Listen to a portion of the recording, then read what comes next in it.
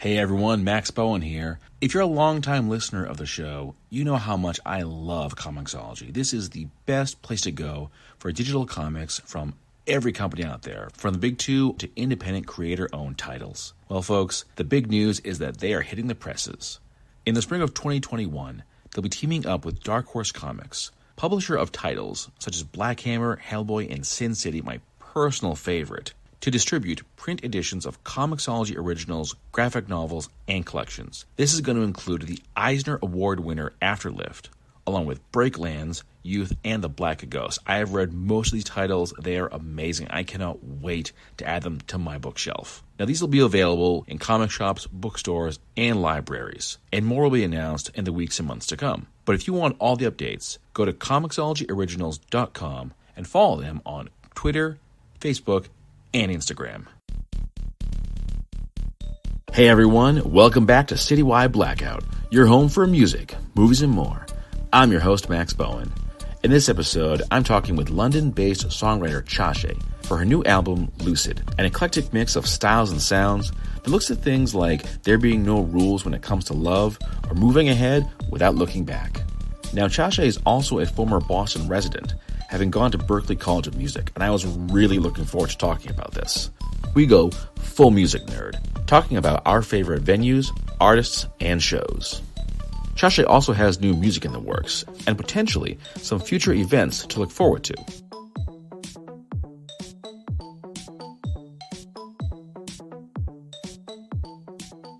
My next guest, she is a former Boston cat. She has played all over the place, currently based out of London. I am talking to Chashe.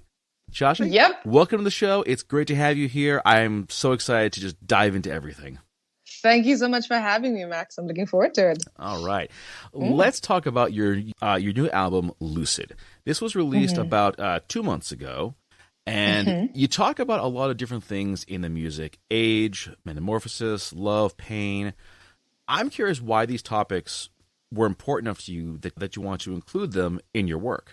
Lucid, as an album, was a work in progress over a large number of years. I began writing Lucid in 2014, and that takes us right up until the end of 2019 when I eventually recorded it. And given that it happened over such a large period of time, I know I went through all of those various items over those years, as do most people. I started writing it when I was about 24. Yes, I'm calculating my age. When I was about 24. And it was a big turning point. A lot of things happened in my personal life, professionally, and I went through a lot of changes. I went through a lot of love. I went through a lot of pain and excitements and letdowns and various things. So I wanted to include it all because it has been a part of my genuine experience as a person. What were some of the changes? Well, for a start, I relocated countries a number of times, which is fantastic because I've had the opportunity to play and connect with musicians from around the world, and that's been really great. However, every time you relocate, it's really hard to plant your roots and start all over again. And the more times you do it, the more you change and shift and, realize what you're about, what's important to you. But also you have to readjust. It's hard. It's like grieving every time.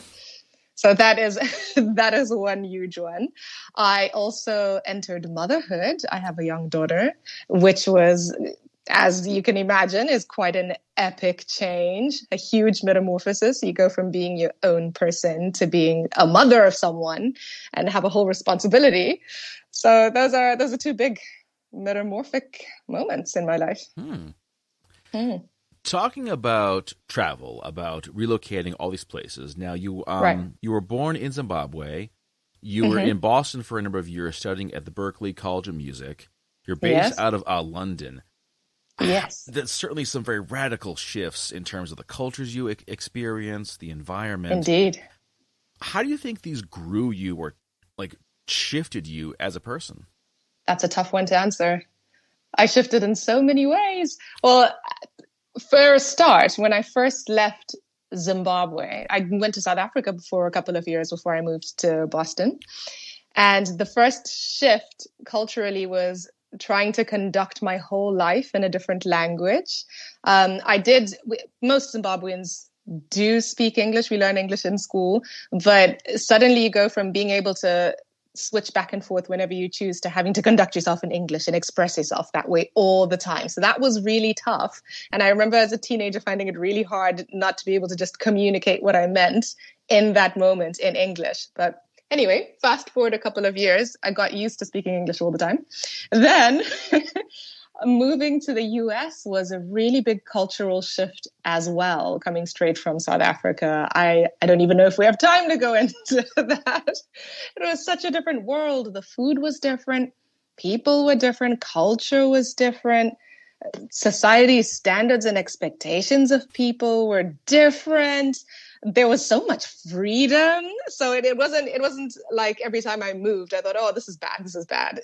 Every move has come with its benefits and positives. And I really enjoyed the freedoms that I have, that I've acquired in my life by living in the West. So that's been a real plus. That's lovely. Musically, people are a lot more radical and adventurous in Boston. I don't know if that's because I was at a music school like 100 hours a day with the most nerdiest musical people in the world. I mean that in the nicest way possible. I am one of these nerdy musical people. And people had crazy ideas, mad stuff. There was music that was normal, a little bit in between, things that were out of this world. There was noise music, pieces that aren't in any key or time, and they just go on for like half an hour. All of it was there. So that was an adventure, musically and culturally. And I have to say not the same. London was quite similar. But here I'm not in a music college. I'm now just working as a professional musician. So that has also been quite interesting to experience what that's like without being around, all the music nerds every single day.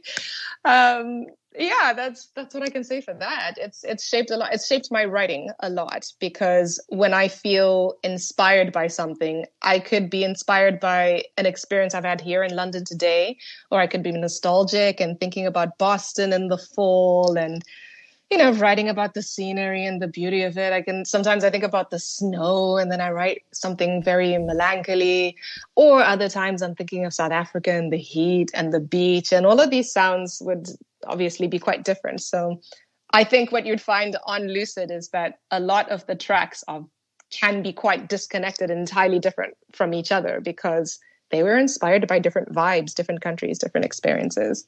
I definitely caught that. Listening to the different songs, you definitely have a different style for kind of each one. Do you think you have a set style? Do you think you have something that sums you up musically? Not yet. And you know what? I don't know that I want that, because I really enjoy being able to do something that is quite R&B, hip-hop-ish, and then jump over to something Afro-pop and groovy, and then jump over to something a little bit experimental, and then do something standard, do something jazzy.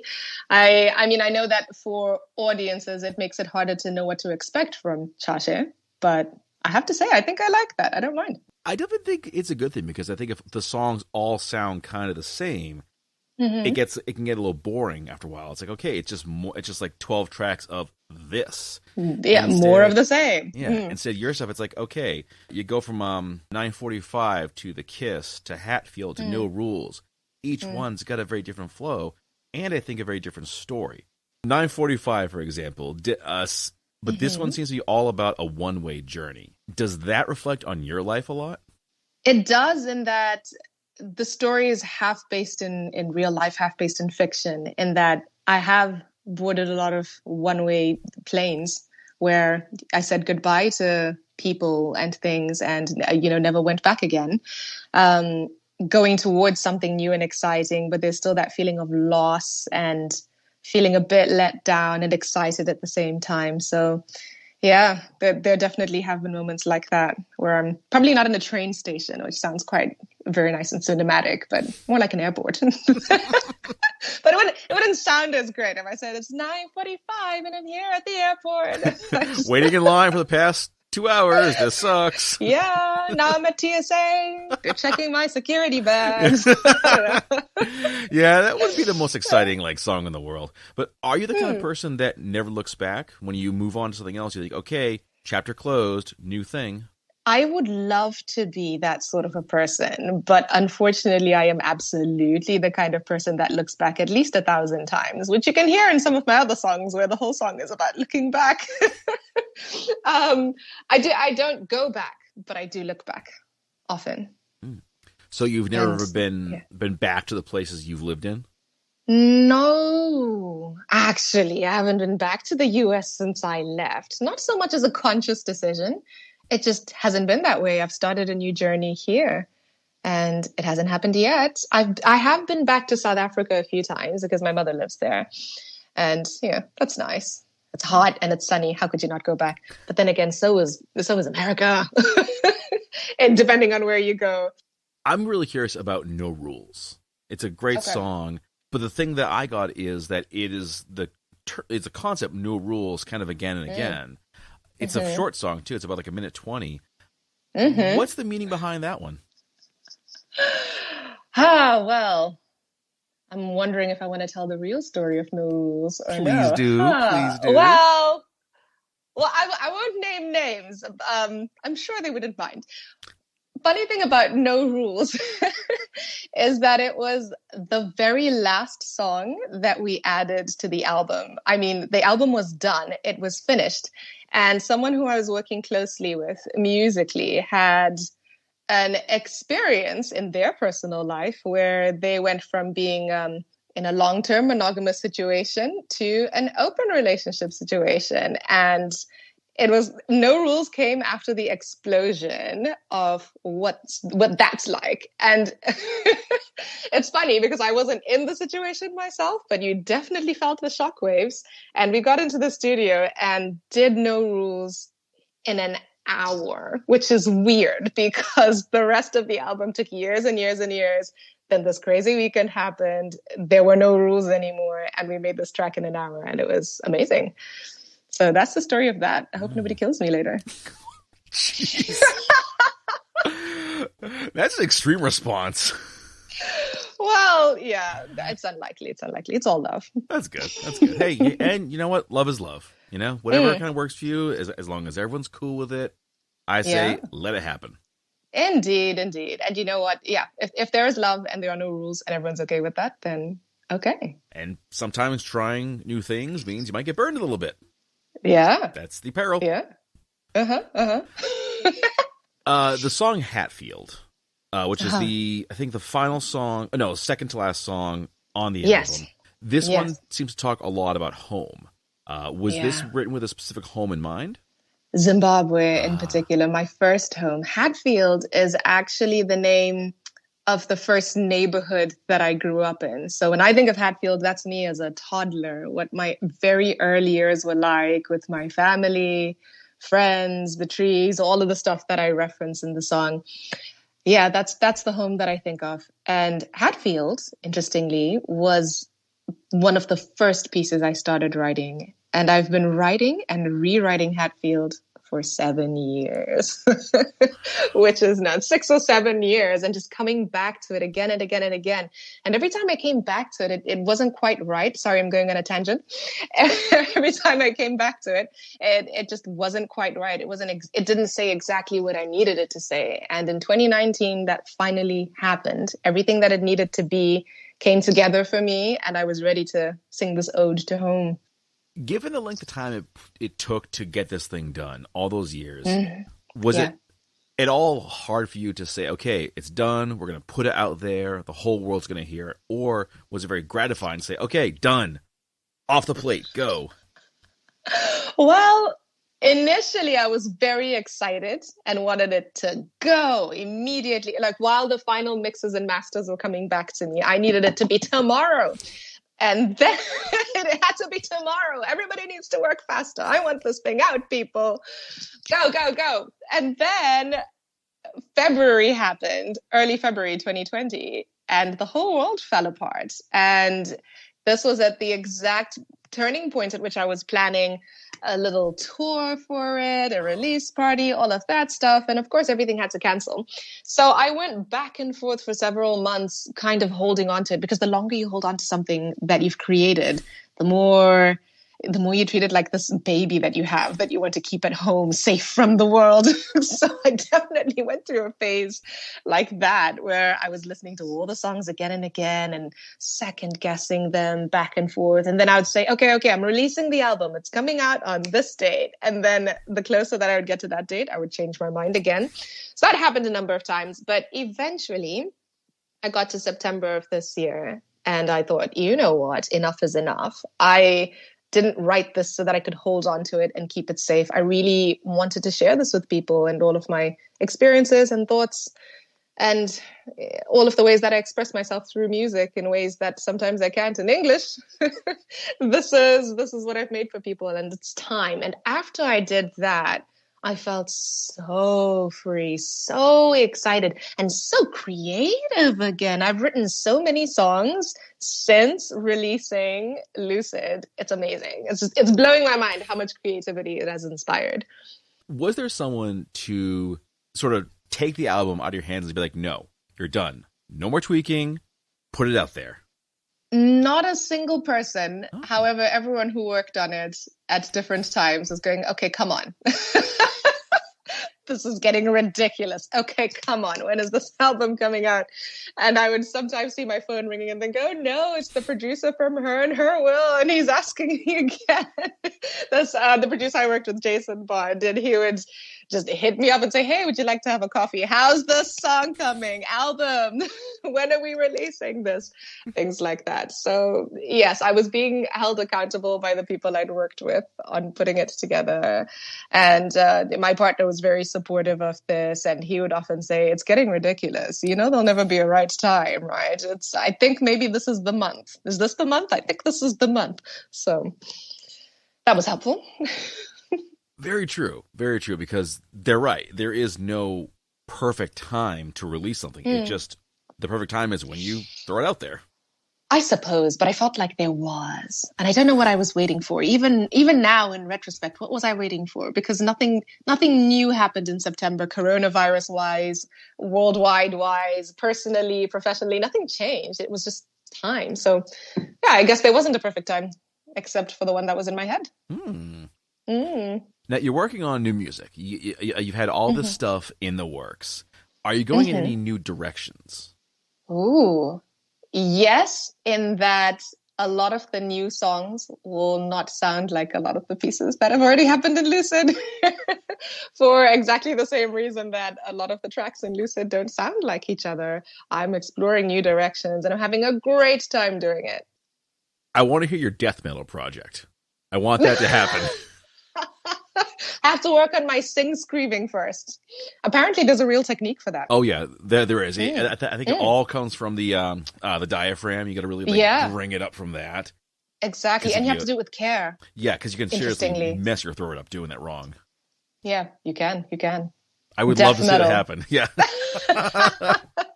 I want to say it would never happen, but you know what? You never know. Never say never. Never say yeah. We also would have never said, oh, there'll never be a global virus that will completely shut down the world as we know it, and yet here we are. Yeah, there we go. Here we are. The world will never stop. Some businesses will never shut down. Some things will always be secure. Oh no. Oh no. Oh, life can surprise you. Oh, irony. I want to ask about your time in Boston. So you were at the Berklee College of Music studying songwriting and production. How did you come to be at Berklee? I started off at the University of Cape Town in South Africa. There was a music school there, South African College of Music. I suppose I could go all the way back to high school and when I was a kid, but I'll start from there. And at the time, I was taking a jazz voice performance program, voice and piano, which I quite enjoyed. Then Berklee would come to Cape Town for an international jazz festival that happened every year. And they would hold auditions for, promising young talents that they would find while they were there. And my mother found out about this and said, well, I hope you're applying. And then I thought, oh, no way. I could never apply to Berklee. That's outrageous. And she pushed and she pushed. And eventually I applied. And as I was getting ready for this audition, sorry, get yourself ready. This is a long story. As I was getting ready for the audition, I would hear some of the other people that were practicing to audition alongside me. And they sounded so good. I was so intimidated and decided not to go for it. So I actually missed that first opportunity. Then my mother found out about this. She's kind of a dragon mom. I hope she doesn't hate me after this. Dragon mom. And she said, and I told her, I missed the audition. Something about the timing. I got confused. I'm so sorry. Oh, well, I guess the opportunity is gone and I can't go for it. Huh. You know how sometimes you try to protect yourself from feeling disappointed when you're going for an opportunity. Anyway, she looked into it further and found out that there was another round of auditions that would be happening in Boston. And she said, great news! You're going to Boston! And I was like, what? Why? And she said, well, I've got you this ticket because I found out that Berklee's holding one more round of auditions. And you are auditioning if it kills me. So I went to Boston by myself for the first time in America, terrified. Did the audition, somehow got through all of that, and I got in, which was something that I had never expected would happen for me at that age. I think I was 17, 18 or so. So yeah, that's how I came to be at Berklee. They came to Cape Town. My mom harassed me, and then she put me on a plane and said, go do it. Go chase your dream. I don't want to hear it. Never doubt the power of mom. Oh, yeah. Shout out to moms everywhere. Absolutely. Absolutely. They will always support your dreams. Always. And if it's a dumb dream, they'll support it anyway. And they'll tell you why it was dumb later on. But at least they'll support you. And while you're doing it, you'll feel like, I can. Yep. My mom says I can. She still does that for me even now. Sometimes I get nervous or anxious about things. And I just call her up and she tells me in 100 different ways how I can. And I hang up and I really feel like I can. It's amazing having the power of a support system when you're going for things that are scary. Mm-hmm. Changes the game. Oh, absolutely. And speaking of which, going into music as a career, when you decided you were going to do this, I'm curious how your like mom reacted. Like, you know, like how did the family react to you going for music as a full-time job? Well, I recall her reacting quite well in that she let me do it. She could have not let me do it. I did apply for law school at the same time. And I can't remember the conversations that I'd had with my parents, but I know I had to apply for both. And in the end, I suppose what was supposed to happen was that I would get accepted for one and not the other. And then whichever one I didn't get into, I would just go do that. And then I got into both of them. And I do remember being a teenager thinking, oh my God, do I go to law school or do I go to music school? What am I doing with my life? Chaotic. Anyway, in the end, I did come to a decision on it. And they were happy and they were supportive. And, you know, my mom kept harassing me, pushing me to practice. She would call and be like, have you practiced? How much are you practicing? Other kids are practicing. How many hours are you practicing? You've got to practice if you're going to be a musician. So, yeah, she was very supportive, which was quite lucky because where I'm from, while there are a lot of really musical people that, you know, music is a really driving part of life, unfortunately, actually, I don't even think this is just a Zimbabwean mentality. World over, people tend not to think that being a musician is a very serious career. So I could have been unfortunate and she could have been, you know, against it. But, you know, she was not. And I feel quite lucky in that regard. Your mom sounds like the ultimate band mom. Like she would go to all your shows, be in the front row. She would buy your merch. She would tell other people to buy your merch. She does sometimes. She does. It's so great. She tells all her friends when I have something going on, you have to tune in. Chashe is doing this. Have you tuned in? And she's the kind of person who you don't want to tell that you didn't tune in. So they definitely do. It's quite lovely. Nice. Scary, but lovely. As long as it works. That's the way I look at it. Living in Boston, obviously a big culture shock for you, especially at the young age. What was it like for you? Was it like hard to get kind of acclimated to the new environment? It was hard to get acclimated to the cold. It was minus 1,000 degrees. I'd never felt cold like that in my life. That was outrageous. I quite liked it. From the get-go, I quite liked it. The only thing that I found difficult to adjust to demographic-wise was being, a black woman, a young black woman in a school where that's not what the numbers looked like. I think it was one female and 7 at the time. And so I remember feeling quite insecure in the beginning, and I was very conscious of whether or not I fit or if I blended in. But the longer that you stay somewhere, you kind of get over these things and remember, not to say that people should just get over things like that, but I personally got over it and I remembered what I'd traveled for, what I came for. And then I just focused on that. And then I became a really nerdy musician who just spent hours and hours a day in the practice rooms and in the studios until like 4 a.m. And that was that. Music was life. So nothing else mattered. As someone who has lived in Boston for about 8 years, I can say that no one there fits in, and therefore everyone fits in. Oh, that's a nice way to think about it. That's how I feel about London as well. Everybody's kind of weird, and yeah, especially in Boston, it is such like this like mishmash of humanity, and they're from all over the place. Some they go to like MIT, they come from Berklee, right, Northeastern, BU, what have you. So what you find is this. Melting pot? I mean, it really is this combination of people, and no one is the same. No one is similar. That is very true. I did meet people from all over the world while I was in Boston. Literally all over the world. You mentioned your insecurities. Were you ever able to kind of get over those? Largely speaking, I think so. However, I do think I sometimes carry remnants of that in my fully adult self. I like to think of myself as a real grown-up now, not like, when you're a starter grown-up and you're like 20, that's not real adulthood. And then you become like a real grown-up sometime in your 30s, and then you become a proper grown-up in your 40s. But I digress. Largely speaking, yes. And from time to time, I do get feelings that creep up where I think, oh, well, I'm not as good as so-and-so, and can I really try producing songs on an album? I remember the people that I studied with, and they were so good at production. Could I match up to that? And those voices definitely do pop up from time to time. But now I'm more the sort of person that shuts it down. And when I hear a voice telling in my head, it's like, oh, I'm not as good a pianist as so-and-so who I studied with. It doesn't matter, because that's not what art is about. It's not about being better than the next person anyway. It's about expressing yourself truly. So I've gotten better at telling myself that it's not a competition. That isn't what it's about. It's about being real. Nobody listens. Nobody in the world, I think, listens to music so that they can say, oh, well, that person's a better pianist in the recording. I refuse to believe that happens. People either connect to something or they don't. And it can be really simple or really complicated, but that's neither here nor there. Best part of living in Boston?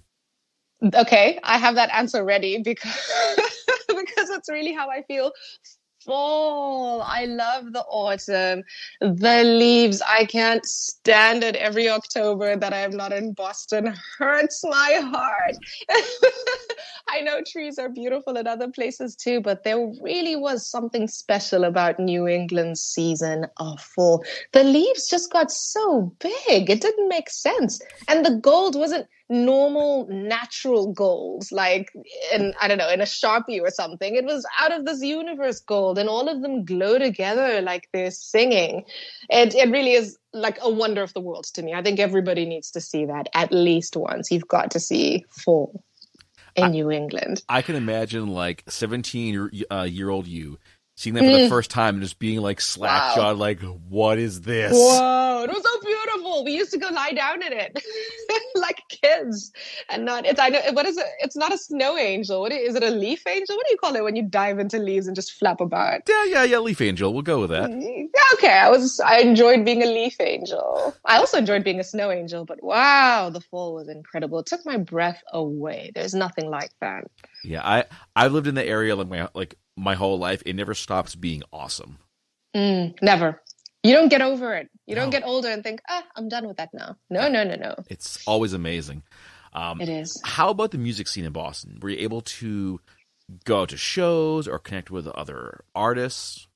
That is one of the things I missed the most, because somehow I think out of all the places I've lived, that's where that happened the most. I saw so much live music while I was in Boston on like every corner, so many venues. It was the thing that I liked the most about it when I visited just for the audition, was that there was always something happening on some corner, and there's a bassist and a trumpet player, and they just band together and they just start doing things. So yeah, I love seeing live music and connecting with musicians while I was there. Mm-hmm. I did. When I lived in the city, the best part of the week was Friday. You get home, you toss the work stuff down, and you're free for the weekend, and it's off to a show. That's what I did every time, hop on the train, get to a show. That was like, and there would always be a show. So much stuff. There was, and it would be a great show. Yeah, always. Yeah, like, and the thing is, no matter what you wanted, you could find it. If you're looking for something kind of folky, you might go to like the Toad or Lizard Lounge. You want something a little more rock, you go to Great Scott, O'Brien's. You want something more worldly. Wow, I haven't heard the names of these places in so long. You're making me nostalgic now. I know. You go, and of course, there's the Middle East, which sees bands from across the country, if not the globe. Yeah. It's such a great like smorgasbord. Whatever you're looking for, they're going to have it for you. Yeah, this is true. And on all scales. Oh yeah. Like you're not going to shows just to see the biggest of the biggest or small bands and who are just starting out. It's a whole range. You get a full spectrum in Boston. Were there any venues that hold a special place in your heart? Yes, but not for any grand reasons. There was this little club near Huntington Ave or Mass Ave. I think it was Mass Ave. It was a little place called Wally's. And you know it. Wally's always felt really special because it wasn't this giant stage with all of these lights and, the seating and all of that. It was just a small jazz club where a small jazz band would be up at the front playing all night, every night. And again, it would be such a variety of musicians. It could be students, it could be teenagers, it could be old men who've been playing all their lives. I mean, Wally's was always a place that you could just go in, grab a drink, sit down and listen to some great jazz. That will always be special in my heart. A small, intimate venue. One of my favorite places was Titi the Bear's place. It's gone now, unfortunately. It's now called Sonia. And that was one of my favorite bands because it was one of the first ones I went to. And it's one of my favorite bands. That was where I first saw them. So I always loved going there for shows. And that was probably the one that I will always remember and treasure. Oh, what was the band? They were called... if you remember them. Oh, yeah, of course. They are called the Grown Up Noise. They still play now. They've had different iterations over the years. It used to be something like 7 or 9 members. And now it's down to a smaller group. But they've been around for at least a decade, I think. The Grown Up Noise. I like it. That's a great band name. It's an amazing band name, and they're an amazing band. Were there any bands that you got to check out that you were like, I must know these people? Oh, that's a tough question. That I saw live in Boston. Yep. Okay, I can think of one in particular. When I was at Berklee, there was this artist, her name was Shay Rose, and she started a band with, you know her, yes, Shay Rose.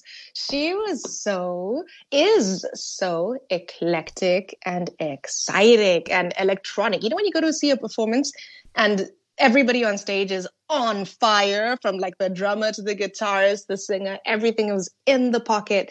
That was amazing. And I remember thinking to myself, as I was deciding I want to be an artist, looking up to her and what she was doing with her band locally in Boston at the time and thinking, that's where I'm going. That's where I want to go. I want to perform the way Shay Rose does. And I want to write exciting, magical things like that really ignite inspiration in other people. So that was the most inspired I was by a band, was by another Berklee band that started up in the area.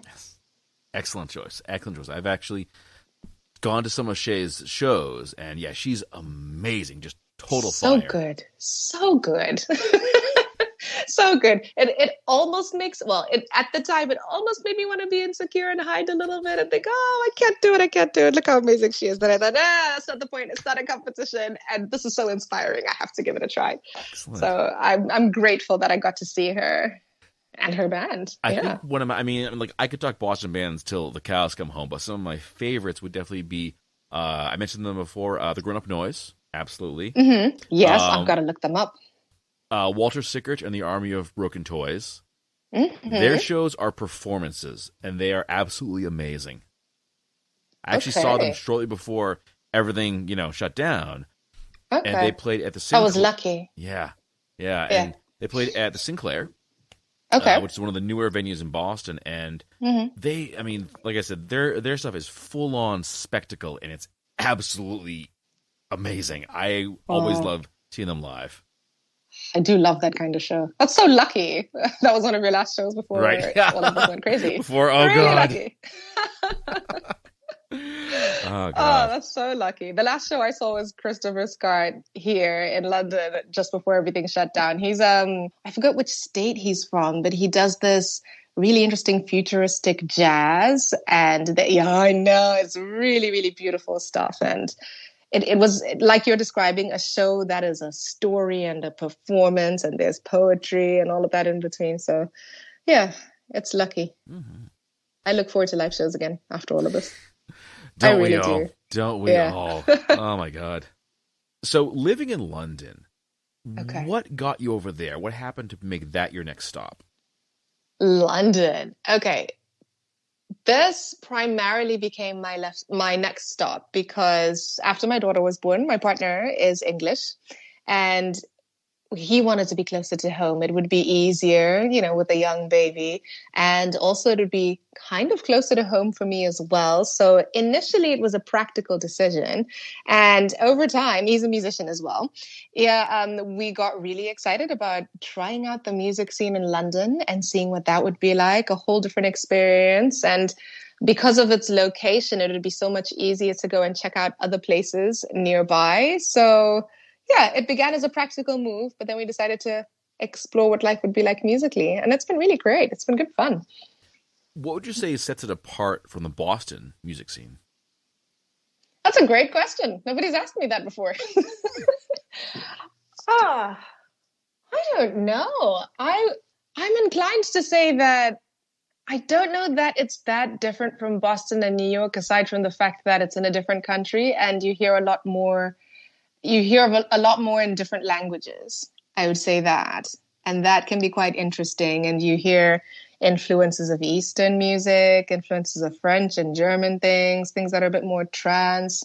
But otherwise, it's vibrant, it's energetic. There are so many venues open everywhere all the time. You can, coronavirus aside, you can step out any night of the week and go see some great live music in London by anybody. So that is a common thread. That's the thing I miss about living in Boston is that access, that, you can just take a walk down the street and you're going to find a show to hit. I kind of miss that lifestyle, that just, what am I going to see tonight? It's really great. And you can choose anything and have a great time. You won't have to go very far. Mm-hmm. Mm-hmm. Are you the kind of person to kind of plan your shows, or do you just kind of want to say, okay, let's go in here and kind of see who's playing? I like to plan now. When I was younger, not so much. But now, as a mom, time is limited. Free time is limited. And so if I'm going to go do something, I do like to plan ahead and say, I'm going to see XYZ and it's going to be really great. And I've listened to their album and I'm ready for this day. I like to plan now. But I suppose when things are not that way, I do like to wander around and just see what I run into. I mean, sometimes I wander past people who are busking and just sit down and watch that. That's great. You mentioned your partner also being a musician. Mm-hmm. Did the two of you ever work together? Oh, yes, we did. We worked together on all of the first album that I put together, and he produced all of those songs, actually.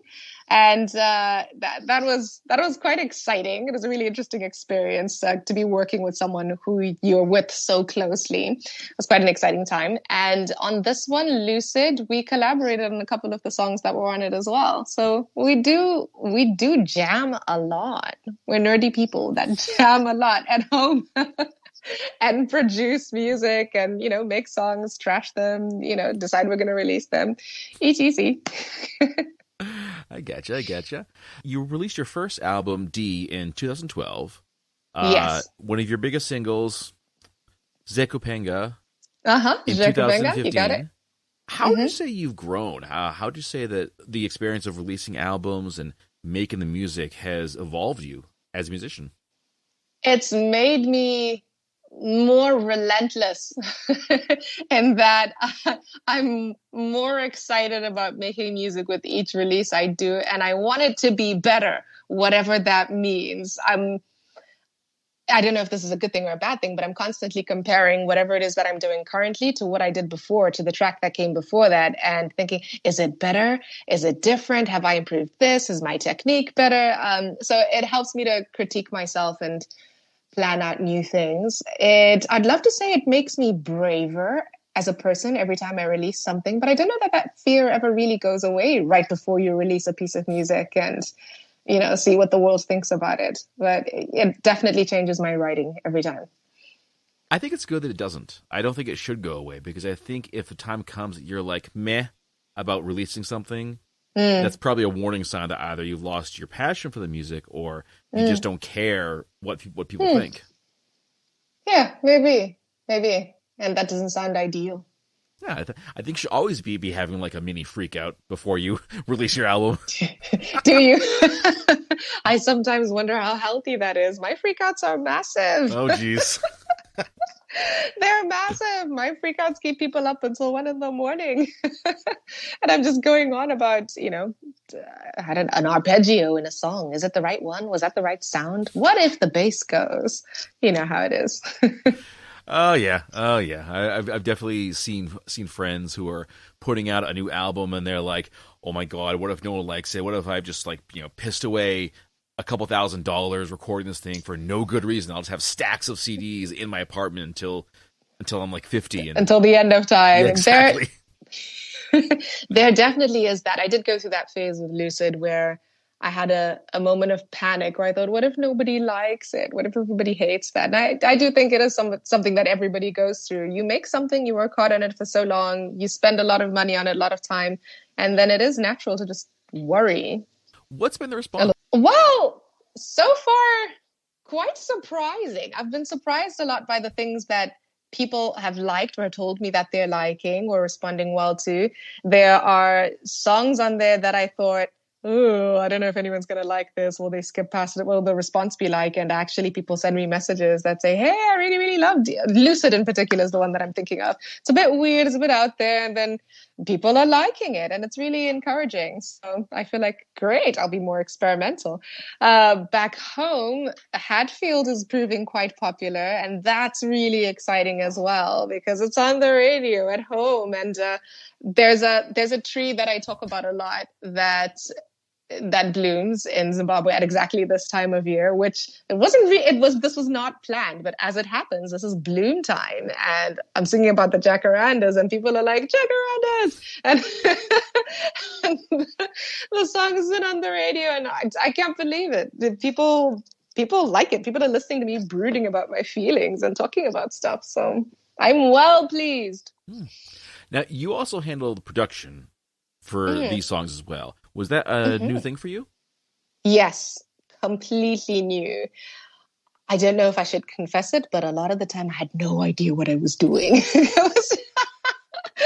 I should say something professional musician like, oh yeah, I used this and I used that and but no, I had no idea what I was doing. I was experimenting with whatever felt right and whatever sounded right. I mean, I did do some courses in production, that's true. So it's not like I was a total noob. But in terms of actually seeing through a song from start to finish, let alone a number of songs that are going onto an album, it was the first time and it was very, very scary. And I think that's possibly the reason that I got extra scared at the very end and didn't release it for 6 months because I kept thinking, oh, these are my productions though. Oh my God, what are people going to think? So, whew. Glad I've gotten over that hurdle. Now I can just be excited the next time I produce something new. I can kind of see you in the studio, like I'll be like, what's that do? What's this do? What's that do? What's this do? That's exactly what would happen. And I'll find some EQ effect, and then the sound would go, ooh, and I'll be like, ooh, I love that. That's happening. Let's have that happen 3 more times, and then chorus. Okay. I can definitely hear the music nerd right now being like, let's just do this effect and that effect and all these cool things, just mess around. And do it again. You have to do it again. And again and again and again. And again and again. I mean, towards the end, when we came to final recordings of things, there were some crazy things that I did eventually cut out because they were unreasonable. For instance, one of the songs, Solo, that is on the album, had a 24-bar outro that when I wrote it, I was having such a great time playing around with so many effects and discovering what stuff does. And a couple of people fed back to me that like, okay, that's great experimenting, but maybe if we can just reel that back in a little bit, maybe just 4 bars less. What about 4 bars less? And I was like, no, this outro must be as long as it is. And then eventually I came around to, after you've come down from the high of producing year and stuff, and I deleted some things just to see how I felt. And then I went back a couple of days later and I was like, you guys, did you know that Solo has a 24-bar outro? It's outrageous. They were like, yeah, we tried to tell you. You were so excited. So yeah, I have had a lot of nerdy music moments making the album that could have made songs crazier than they ended up being because I was experimenting. I would love to hear the uncut version of this album someday. Oh, with, really? All the cool effects that you wanted to put in there that couldn't make all it. The echoes. All the long outros and intros. Well, they exist. Maybe one day. Maybe. I could be like Disney and release all of the demo versions of stuff. See how it goes. I would love to hear this stuff. I'm always down to hear like kind of weird and like out there sounds. So I would definitely check that one out. Well, all right. I'll keep that in mind the next time I make something crazy. Definitely. This one's for Max. Here you go, dude. I could say that at the beginning. Yep. Ooh, I'm getting ideas and affect the vocals. Exactly. Ooh, yeah. Vocal effects. Oh, man, I'm telling you, I fell in love with that. So much get enough. Playing around. Yep. Can't get enough. Just do some weird like echo thing where you like keep your voice going like all all of a sudden super low and then super high. Max. Boom, boom, boom, boom, boom. I'm sorry, I'll rein it in. And the nice thing is you can also blame me. Be like, in case anyone doesn't like it, it's this guy's idea. Yeah. Here's his home address. Idea. This is not my fault. I'm just, following the creative seed. It's what I do. Blame the seed. Me? Yes, you. That's okay. I'm cool with that. Max. Yeah, it works. I can live with that. So what is going to be next for you? I know you're working on the new music, but are shows possible right now? Can you do anything? Not really. I mean, at this point, all that you can plan for is virtual shows, which I am working on how I can do that well, which is tough in a lockdown situation. To be quite honest with you, it's really hard to do any kind of forward planning because the rules change and they change so often. And you might think to yourself, oh, okay, restrictions are changing. And in the next couple of months, I'm going to do this and this and this. And then I'm going to have a Christmas special. And then I'm going to perform here and apply for that. And then you get the ball rolling for all of these things. And then none of it all just disappears over the night. So, yeah, it's a bit discouraging. But I'm going to have to keep an eye out on how things go. Virus-wise, politically, economically, financially, all of these factors as the new year comes up before I plan anything live. I have been busking cheekily. I know. With a mask sometimes. Oh, there you go. Sneaking around, busking around London. Yeah, just busking, avoiding the police, lol. You're like, that is so fun. You're this like shouldn't be as fun as it sounds. You're like a vigilante busker. Yeah. You're like the Batman of busking. Yeah, Batman busking. I like that. Oh, I could get a cape and be in disguise. You're giving me ideas. Oh dear. Yeah, but for the moment, everything that's happening now with me is writing. Writing, lots of experimental production, lots of affected vocals in my house, and more writing. And as soon as the world allows, I am really excited about organizing a small tour. No, a big tour where I plan out shows in different places. My dream would be able to do some shows in all of the places that I've lived that are really special to me. So I'd love to do some shows here, some shows in Boston. I've never lived in New York, but I fell in love with it so hard in the time that I was there, in South Africa and, of course, in Zimbabwe. So that is my dream plan. And I do hope the world allows for it soon. Mm-hmm. Well, count me in for the Boston show. I am there. Okay. Front row. Oh, I will let you know well ahead of time.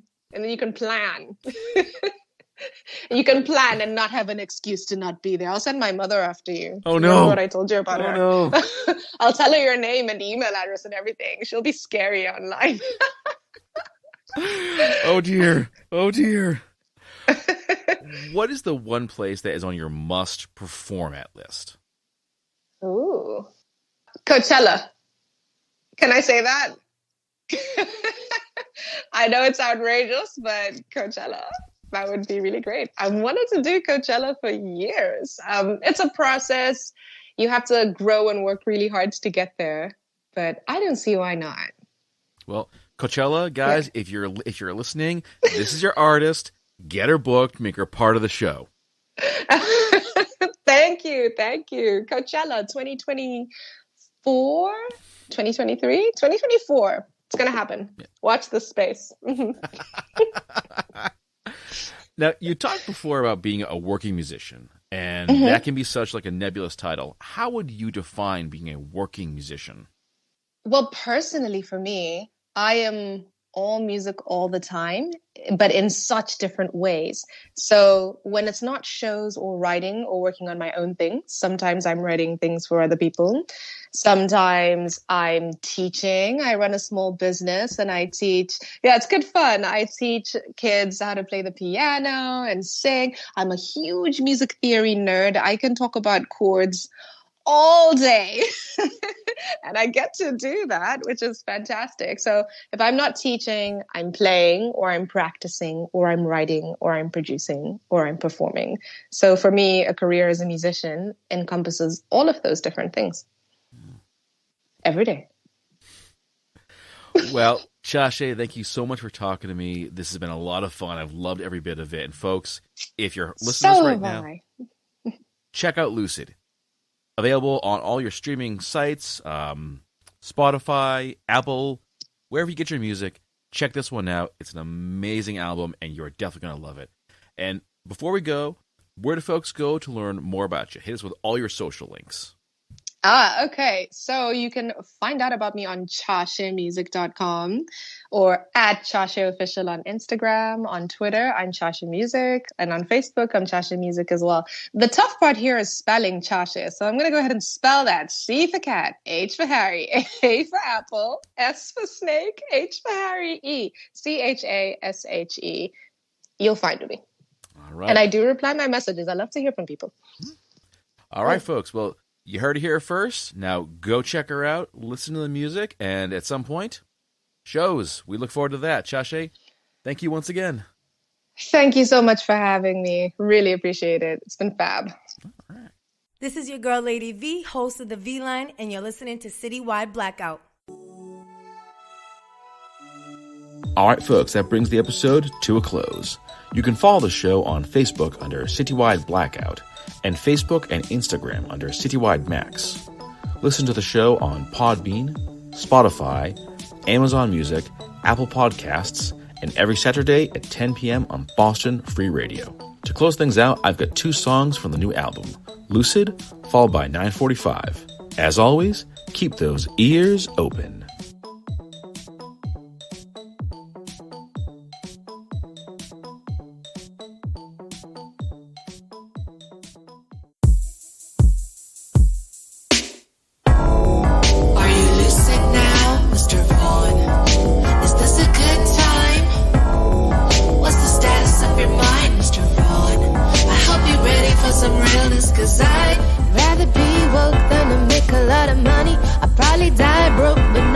take from me the things that I know, cause being free is in the mind, and nothing that you own really keeps you satisfied.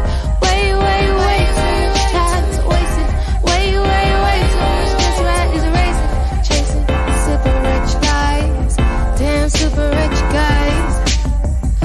I'd rather make real conversation when I chill. Life's too short for the real superficial shit. We don't need alcohol when the mind is ticking. Are you lucid now, Mr. Vaughn? Is this a good time? What's the status of your mind, Mr. Vaughn? I hope you're ready for some realness, cause I'm tired and these hours never make any sense. And how many records does it take to make rent? How many bills justify feeling spent? And how's everybody acting like it's alright? Way, way, way, too much time is wasted. Way, way, way, too many rats are racing, chasing super rich lies. Damn these super rich guys. I prefer to make real conversation when I chill. Life's too short for the real superficial shit. We don't need alcohol when the mind is ticking. Are you lucid now, Mr. Vaughn? Is this a good time? What's the status of your mind, Mr. Vaughn? I hope you're ready for some realness, cause I like to make real conversation when I chill. Life's too short for the real superficial shit. We don't need no alcohol when the clock is ticking. I'm ready as ever, ready to go with you. I've packed up all my stuff. This girl's had enough. I'm ready as ever, ready to go with you. Ready for a new beginning. It's 9:45, I'm here at the station. I don't wanna lie, I'm really impatient. I'm wondering why you're running late. I'm wondering if you changed your mind. I wonder if I've been a fool, making my getaway about you. I wonder if I've been a fool, making my getaway about you. I've got one-way tickets, one way out of here. This is not a round trip, I can't stick around long. I hope you're with me, cause we're not going back, and not back to where we're from.